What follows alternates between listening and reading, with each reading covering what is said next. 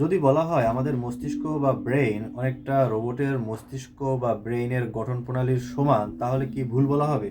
না, আমাদের মস্তিষ্ক বা ব্রেইন অনেকটা রোবটের মস্তিষ্ক বা ব্রেইনের গঠন প্রণালীর সমান বা কাছাকাছি। আমাদের মস্তিষ্ক বা ব্রেইন কিভাবে কাজ করে এবং কিভাবে এটি বিশাল তথ্য মনে রাখে তা সত্যি বিস্ময়কর।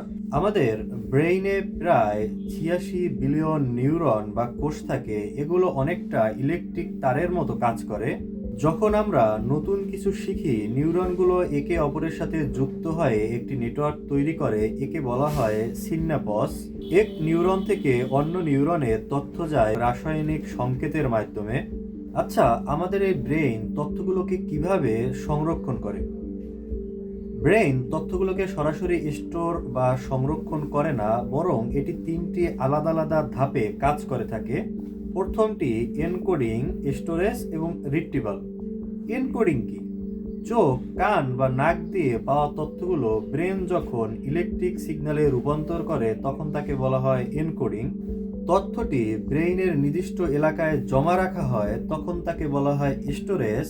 এবং প্রয়োজনে সেই তথ্য আবার মনে করা তাকে রিট্রিভাল বলে। ঠিক তেমনি আমাদের ব্রেইনের মেমোরিকেও আলাদা ৩টি ভাগে ভাগ করা হয়েছে: sensory memory, short term memory, long term memory. Sensory memory এটি মাত্র কয়েক সেকেন্ড থাকে, যেমন রাস্তায় কাউকে এক পলক দেখা। শর্ট টার্ম মেমোরি এটি প্রায় ৩০ সেকেন্ড স্থায়ী হয়ে থাকে, অনেকটা ফোনে ওটিপি আসার মতো। লং টার্ম মেমোরি, যখন আমরা কোনো তথ্য বারবার চর্চা করি তখন সেটি ব্রেইনের হিপোক্যাম্পাস নামক অংশে স্থায়ীভাবে জমা হয়। এটি কয়েক বছর বা সারা জীবনও থাকতে পারে। ব্রেইন কিভাবে এত কিছু মনে রাখে?